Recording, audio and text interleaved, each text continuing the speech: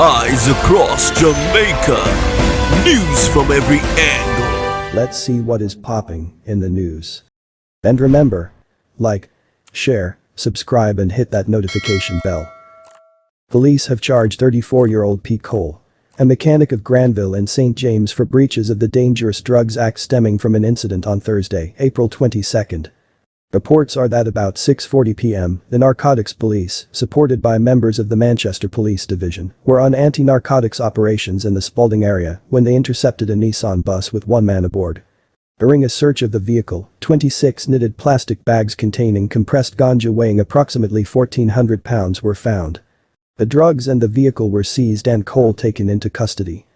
He was charged with the offences of possession of ganja, dealing in ganja, trafficking ganja, taking steps preparatory to export ganja, and conspiracy to export ganja.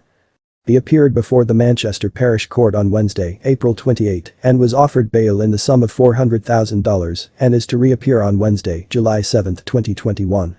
The drugs have an estimated street value of over $5.5 million. Two women have been fatally shot while a third woman and a child are being treated in hospital following an attack on a bus on St. John's Road in St. Catherine this evening. Initial reports are that people in the bus had gone to the burial of an alleged gangster who was killed in central Kingston recently. On their way from the funeral, the bus was ambushed by armed men who opened fire indiscriminately. When the gunshots ended, the three women and the child were found nursing gunshot wounds. They were taken to hospital where the two women were pronounced dead and the other woman and the child rushed into surgery.